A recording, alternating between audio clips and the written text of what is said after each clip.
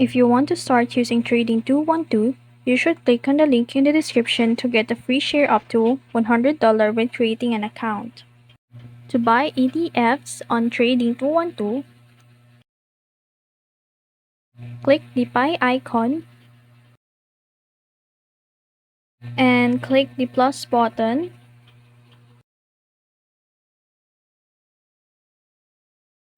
On the search bar, search for ETFs.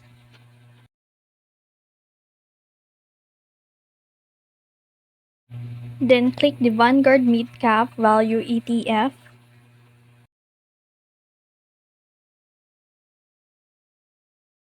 Then set the quantity you want to buy.